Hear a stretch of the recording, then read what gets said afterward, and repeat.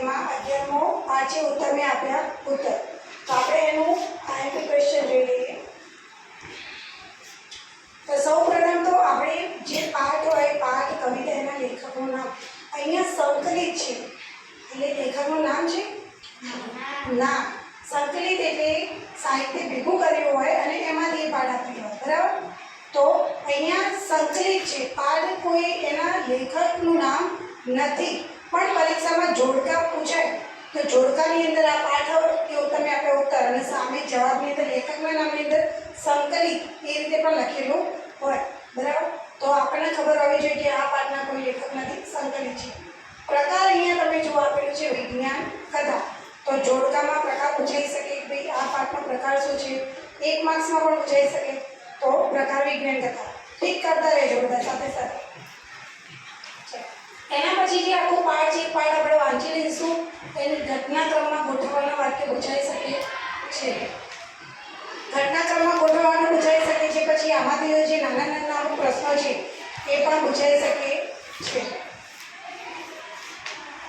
કવિતાઓના શબ્દ most IMP સાથે સૌમાન્ય શબ્દ પણ મોસ્ટ બરાબર પૂછાય અલગ અલગ રીતે સીધી રીતે ના પૂછાય. વાક્ય હોય વાક્યની નીચે અંડરલાઈન કરેલી હોય પછી એમ કે અહીં એક સુંદર દંતકથા આપેલી છે પછી દંતકથા નીચે અંડરલાઈન કરેલી હોય એમ કીધું કે એનો અર્થ આપી અને વાક્ય ફરીથી બનાવો બરાબર. તો આપણે લખવાનું એની જગ્યાએ અર્થ લખવાનું કે મુખ પરંપરાથી ચાલીથી આવેલી વાર્તા બરાબર. વાતચીતના પ્રશ્નો મોસ્ટ આઈએમપી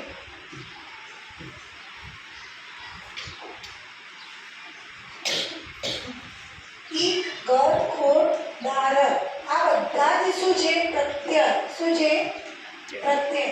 પ્રત્યય એટલે કોઈ એક શબ્દ આપેલો હોય એના પાછળ તમે અમુક શબ્દ ઉમેરી પ્રત્યય ઉમેરી અને એક નવો શબ્દ બને એ જ શબ્દ હોય પણ એનો થોડો અર્થ બદલાઈ જાય. જેમ કે ક્ષણ તો એના આપણે લગાવીશું ઈક પ્રત્યય. કયો પ્રત્યય લાગશે ઈક. ઈક પ્રત્યય લાગવાથી આ શબ્દ કયો બની જશે ક્ષણિક. કયો બનશે ક્ષણિક બરાબર. તો પરીક્ષામાં તમને એમ પૂછે કે ક્ષણિક શબ્દ આપેલો અને એમ કહેવામાં આવે કે આમાં કયો પ્રત્યય લાગેલો છે તો કયો પ્રત્યય છે પ્રત્યય કયો લાગેલો ઈક. કયો પ્રત્યય ઈક. તો એ આપણને ખબર પડવી જોઈએ કે કયો પ્રત્યય લાગેલો છે. ચલો પ્રત્યયની ખબર પડી. હવે એમ આપેલું હોય પ્રશ્ન કે ક્ષણ આ શબ્દમાં એક યોગ્ય પ્રત્યય ઉમેરી અને નવો શબ્દ બનાવો. તો આપણે એમાં યોગ્ય પ્રત્યય ઉમેરવાનું પછી એમાં ઈક ઘર ના આવે આ પ્રત્યય લાગશે એમાં આ પ્રત્યય લાગશે ક્ષણખોર ક્ષણઘર એવો બનશે નહીં. એના પ્રત્યય લાગશે ઈક. તો આપણો સાચો પ્રત્યય લગાડવાનો ઈક અને ક્ષણ. તો ઉલટ સુલટ પૂછાઈ શકે એટલે આપણે આ બધા તૈયાર કરી લઈશું મોસ્ટ આઈએમપી પ્રત્યય. હા વાર્તા ફકરો કોઈ પણ સંવાદ છે સંવાદની અંદર પણ કોઈ આડાઆડા વાક્ય થઈ ગયા જેમ કે મમ્મી અને દીકરી વચ્ચેનો સંવાદ ચાલતો હોય બીજો સંવાદ છે શિક્ષક અને વિદ્યાર્થી વચ્ચેનો સંવાદ છે બંને સંવાદ શું કરી દીધા છે બેટા. હવે એમ કહેવામાં આવે કે આ બંને સંવાદને અલગ કરો તો કયું વાક્ય કોણ બોલ્યું છે આપણે ગોઠવીને લખવાનું રહેશે એ રીતે પણ પૂછાય. તો અહીંયા આ પ્રશ્ન આઈએમપી છે એટલે બેઠું આ જ પૂછાશે એવું નહીં પણ સંવાદને લગતા અને વાક્યો આડાઆડા થઈ ગયા છે વાક્યો વધારાના ઉમેરાઈ ગયા છે કાઢવાના પણ પૂછાય અને વાક્યો ઉમેરાઈ ગયા હોય તો બે અલગ જૂથ પાડો અલગ વાર્તા બનાવો. બે વાર્તા ભેગી થઈ ગઈ હોય બે વાર્તા અલગ કરીને આપણે બે વાર્તા બનાવો તો એ રીતે પૂછાઈ શકે છે. આ પણ સેવા છે બરાબર. સંવાદ પૂર્ણ કરો. જુઓ પ્રશ્ન આપેલો છે કે રોબોટના વિવિધ કામોનો પરિચય મેળવો મિસ્ટર ઉત્તમ અને તમારા વચ્ચેનો સંવાદ. તો તમારે તમારું નામ બરાબર અને અહીંયા મિસ્ટર રોબોટ મજામાં તમે કામ છો એટલે તમે એમ નહીં કહો સીધું કે તમે શું વિજ્ઞાનમાં શું કામ કર્યું તમે કેવો રોબોટ સીધું એ રીતે ના આવો. એને પૂછ્યું કે કેમ છો તો જવાબમાં આપણે કહીશું કે હા હું મજામાં છું. એ જવાબ આવે ને તો આપણે એ રીતે ધ્યાનમાં રાખીને સંવાદ પૂરો કરવાનો છે. સંવાદ આપણે છઠ્ઠામાં પણ આવતો હતો સાતમામાં પણ આવતો હતો કઈ રીતે બે મિત્રો વચ્ચેનો સંવાદ લખો બરાબર. શિક્ષક વિદ્યાર્થી વચ્ચેનો સંવાદ લખો બરાબર. દાદા પૌત્ર વચ્ચેનો સંવાદ લખો તો અને એનું થીમ પણ આપવામાં આવતી કે આ વિષય ઉપર સંવાદ લખો.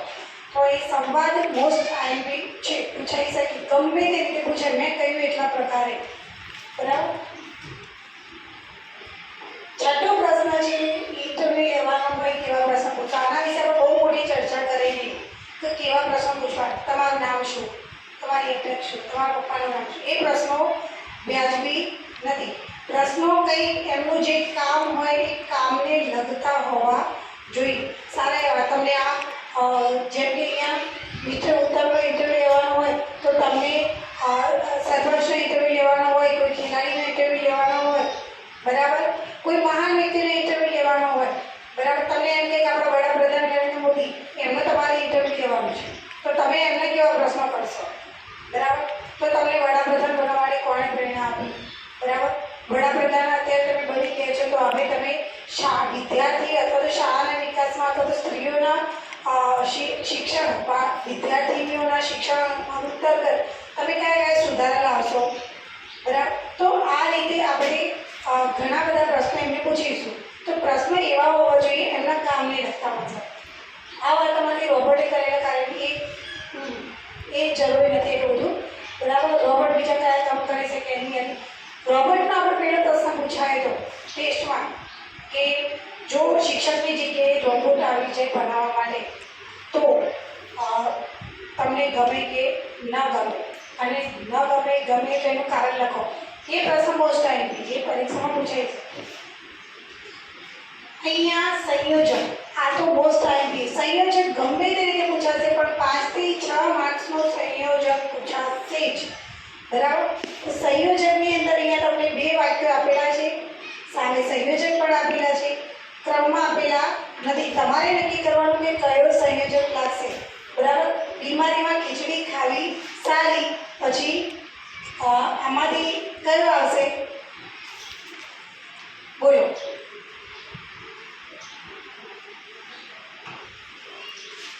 બીમારીમાં ખીચડી ખાવી સારી.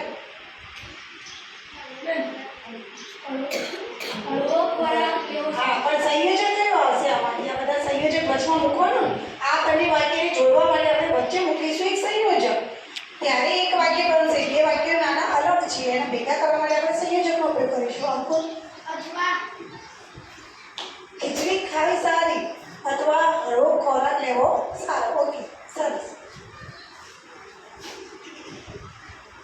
જો એના પછી ફરીથી સંયોજક વાળું છે કે કૌંસમાં આપેલા સંયોજક વાપરીને અલગ અલગ વાક્ય બનાવો તો તમને આવા સંયોજક આપેલા હશે, એમાંથી વાક્ય બનાવવાના હશે. તો વાક્ય આપેલું છે, સંયોજક નીચે અંડરલાઈન કરેલી છે, એમ કીધું હશે કે આના ઉપરથી બીજું વાક્ય બનાવો. એટલે આ વાક્ય તમારે નહીં લખવાનું, એટલે એના ઉપરથી બીજું વાક્ય બનાવો. આવડે, બરાબર. આપણે શબ્દો પરથી વાક્ય બનાવીએ છીએ, સંયોજક ઉપરથી બનાવવું તો એ શબ્દ જ છે ને, બરાબર. પ્રશ્નના જવાબ મોસ્ટ આઈએમપી. ઇન્ટરવ્યુ આપણે કહી દીધું કે ઇન્ટરવ્યુ પૂછાશે. ફરીથી આ પણ શું છે? સંયોજક. શું છે? સંયોજક. જુઓ, સંયોજકના પ્રશ્નો ઘણા બધા છે. આટલા જ ખાલી કરશો તો પણ સંયોજક વિશે તમને ક્લિયરિટી થઈ જશે કે સંયોજક કોને કહેવાય, ક્યાં કયું સંયોજક મૂકવું, બરાબર. એને ખૂબ મહેનત કરી તેથી એ સફળ થયો. હું શાળામાં ગયો, સાહેબ રજા ઉપર હોવાથી મને મળ્યા નહીં. તો અહીંયા આપણે કઈ સંયોજક મૂકીશું ને વાક્યને જોડીશું? હા, હું શાળામાં ગયો પણ સાહેબ રજા ઉપર હોવાથી મળ્યા નહીં, બરાબર. તો આ રીતે આપણે જાતે સંયોજક આપણા મોઢે પણ આવડે એટલે અથવા તો પણ છતાં નહીંતર, બરાબર. આ બધા શબ્દો કઈ તૈયાર કરી દેવું.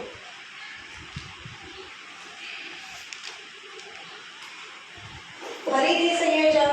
જો સંયોજકના કેટલા બધા પ્રશ્નો ખાલી જગ્યા રીતે પણ પૂછાય. વાક્ય આપેલા એને જોડવાના પૂછે, વાક્ય આપેલી સંયોજક નીચે લીટી કરેલી નવું વાક્ય બનાવવાનું પૂછે. ગમે તે એક રીતે પૂછાશે ખરું તો મોસ્ટ આઈએમપી. આરે પ્રશ્ન ખાલી જગ્યા. ફરીથી સંયોજક. અહીંયા મનુભાઈ મોહનભાઈ આવ્યા તો વાક્ય થોડું અધૂરું લાગે, અલગ લાગે, ખોટું લાગે. તો વાક્ય સુધારવાનું કહ્યું હોય એના અંદર એમ કે વાક્ય સુધારીને ફરીથી લખો. તો સુધારીને શું લખીશું કે મનુભાઈ અને મોહનભાઈ આવ્યા, બરાબર. સુધાર